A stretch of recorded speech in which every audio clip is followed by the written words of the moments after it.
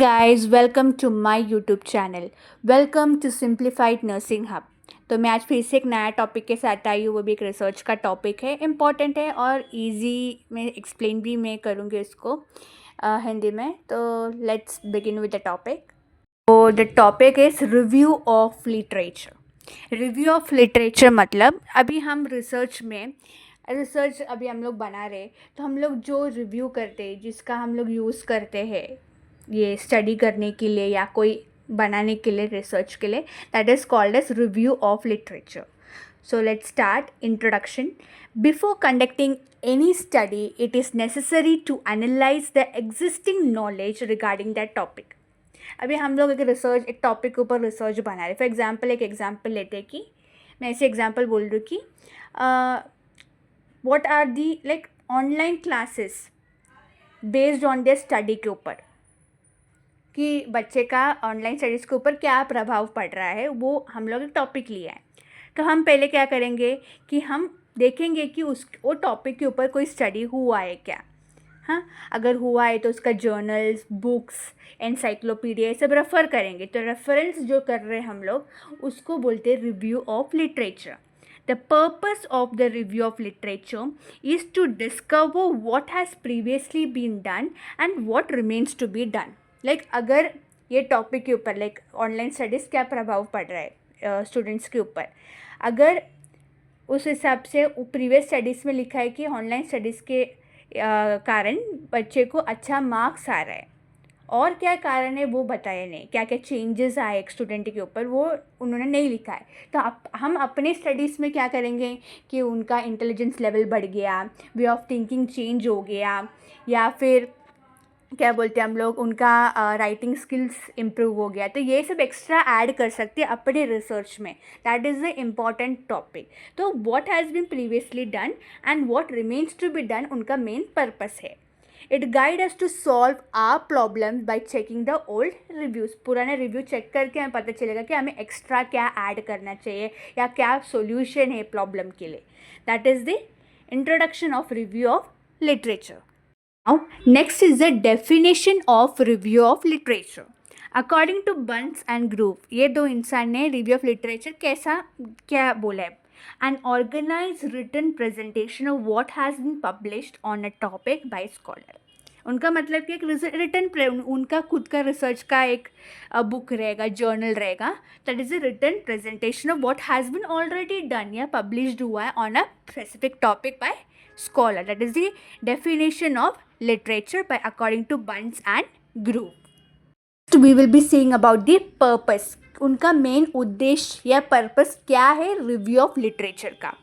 तो there are many purposes for reviewing the literature.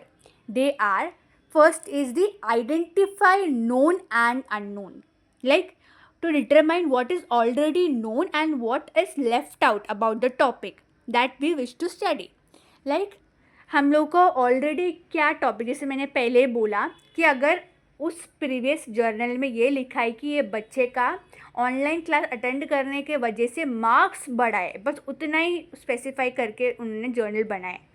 But क्या बचा हुआ है, क्या उनका राइटिंग स्किल्स इम्प्रूव हो गया, उनका लिसनिंग स्किल्स इम्प्रूव हो रहा है, उनका वे ऑफ थिंकिंग चेंज हो रहा है. That is the extra thing जो हम लोग पब्लिश कर सकते. That is the identify known and unknown. Second is build on previous knowledge.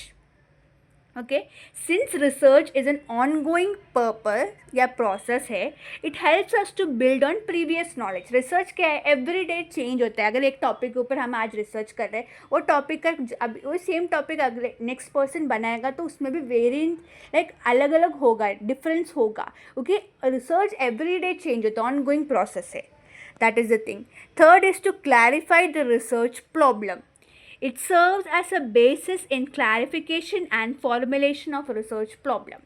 अभी जैसे मैंने बोला कि उस लाइक ऑनलाइन स्टडीज़ क्या कर रहा है लोग का या पर्सन, इवन बच्चे का क्या है, मार्क्स इम्प्रूव कर रहा है. कोई कोई बच्चे ऑनलाइन स्टडीज़ अटेंड नहीं करते, ऑनलाइन क्लास कर रहे हैं, पर उनका पीछे क्या है, वो यूट्यूब चला रहे या गेम खेल रहे, ऐसे भी हो सकता है. क्या क्या प्रॉब्लम उस वजह से फेस हो रहा है वो भी बता सकता है कि research.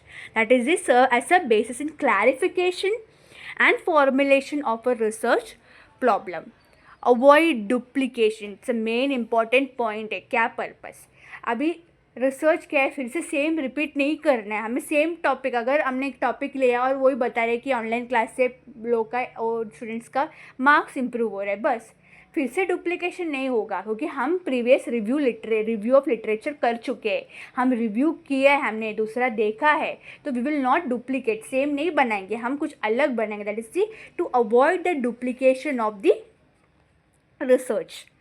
Next is refer tools, theories and concepts. हम रिव्यू करेंगे, the review will help the study easy by referring the tools, theory easy हो जाएगा used in old researches. Understand difficulties, it helps us to understand the difficulties faced by the other people in similar studies में क्या क्या face हुआ है difficulty, वो हमें बताएगा, सो दैट हम वो फॉलो करेंगे, हम लोग को भी वो डिफ़िकल्टी फेस ना हो तो वो भी बताएगा। That is the purposes, this are the purposes of the review of literature. The 6 important purposes है, that is identify known and unknown, built on previous knowledge, clarify the research problem, avoid duplication, फिर refer करो tools and theory and concept, and understand करो difficulties जो face किया previous researcher ने, so that we do not follow the same thing. Next देखेंगे कि क्या क्या सोर्सेस है, हम लोग कैसे रिव्यू ऑफ लिटरेचर, क्या क्या सोर्सेस अवेलेबल है। The common sources of the literature are books, journals, professionals, non-professional and government publications, unpublished thesis, dictionary, encyclopedia, etc. So ये सब है अलग अलग सोर्सेस। अभी सोर्सेस ऑफ लिटरेचर 2 टाइप्स के भी हो सकते हैं, that is primary source and secondary source. Primary source मतलब क्या होता है कि primary source is the document written by the same person who has conducted the research. अभी एक रिसर्च ने टॉपिक के ऊपर ये लिखा है, हाँ, तो वो सेम सोर्स है, documented bye the same person who has conducted the research. The common credible review is a primary, जो मोस्टली जो प्राइमरी सोर्स है वो यूज़ होता है, research articles, thesis, technical reports etcetera आदि एग्जाम्पल्स। थीसिस जो भी हम लोग बनाते वो है प्राइमरी सोर्स। सेकेंडरी सोर्स क्या है, इन सेकेंडरी सोर्स में data return is not recorded by the person but who has done the research, वो है secondary source. Often the research source is a response or the critic to the primary source का। Primary मतलब कि जैसे कि उसका खुद का जर्नल रहेगा, उससे वो प्राइमरी सोर्स है, बुक्स, जर्नल्स। सेकेंडरी मतलब कि हम दूसरा इंसान ने जो लिखा है जर्नल, अभी हम ये टॉपिक के ऊपर जर्नल, तो ऑलरेडी जो टॉपिक के ऊपर जर्नल बना है हम वो रिव्यू कर रहे हैं, that is the secondary source. Primary means खुद का बना के, खुद का थीसिस बनाया है, वो ही रिव्यू कर रहे हैं। अगर मैंने वो टॉपिक के ऊपर ऑलरेडी मैंने एक जर्नल बनाया है, फिर से मैं वही टॉपिक के ऊपर सेकेंड टाइम बना रही हूँ, बट उनका जो जैसे मैंने बोला कि उसका वे ऑफ थिंकिंग वो सब करने के लिए, बट मैं अपना ही रेफरेंस यूज़ कर, that is a primary source. Secondary means कि मैं दूसरा इंसान का जो जर्नल या एनसाइक्लोपीडिया जो भी मैं यूज़ कर, that is a secondary source. So this was the 2 sources, primary source and the secondary source. This is the अभी एक और सोर्स है, that is online sources. Like online में क्या क्या है, दैट इज सिन, फर्स्ट है CINAHL. CINAHL means cumulative index, का फुल फॉर्म है cumulative index to nursing and allied health literature. This is the online sources का क्या क्या प्लेटफॉर्म है वो है। Next is the Medline, standard medical literature analysis and retrieval system online. Then is the PsycLIT, that is psychology literature. ERIC है, that is Educational Research Information Center.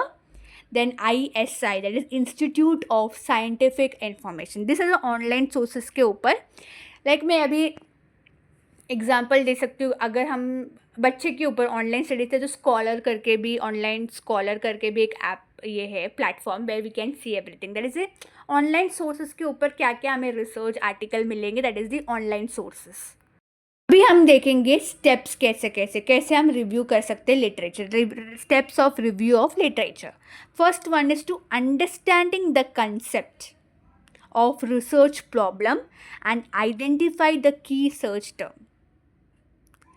फिर क्या, identify करो क्या क्या सोर्सेज अवेलेबल, रेलेवेंट सोर्सेज क्या है, then we are searching for the literature. Analyse then synthesise करो literature को, then writing the literature review. Example के साथ मैं एक्सप्लेन करती हूँ। Like if we are taking a topic, जैसे टॉपिक लिया है कि online classes, what are the, like online classes affect the students education या स्टूडेंट्स मार्क, जो भी है, ठीक है। पहले हम क्या करेंगे, हम उसका कंसेप्ट क्या है, what are the problem faced. दूसरा टॉपिक है problem faced by the children during online classes, ये एक टॉपिक है। तो पहले हम कंसेप्ट बताएंगे कि क्या है रिसर्च का प्रॉब्लम, क्या है इम्पॉर्टेंट प्रॉब्लम, और उनका मेन की टर्म्स क्या है।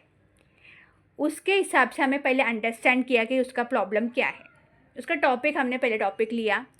अभी हमें रेलेवेंट आइडेंटिफाई करेंगे, रेलेवेंट सोर्सेस मीन्स हम प्रीवियसली जाके उसका जर्नल चेक करेंगे, लाइक प्रीवियस कोई थीसिस हुआ है कि उसके ऊपर, या कोई जर्नल या कोई बुक्स है क्या, वो पहले रेलेवेंट सोर्स हम आइडेंटिफाई करेंगे। हमें प्राइमरी सोर्स चाहिए, सेकेंडरी या ऑनलाइन सोर्स चाहिए।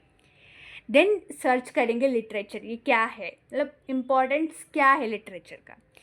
अभी हम लोग को उसमें से, अभी हमने सोर्स ढूंढा, हमको बुक मिला, अभी उसमें से हम लोग प्रॉपरली एनालाइज सिंथेसाइज सब करेंगे उसको, फिर हम खुद का लिटरेचर लिखेंगे। That is a thing.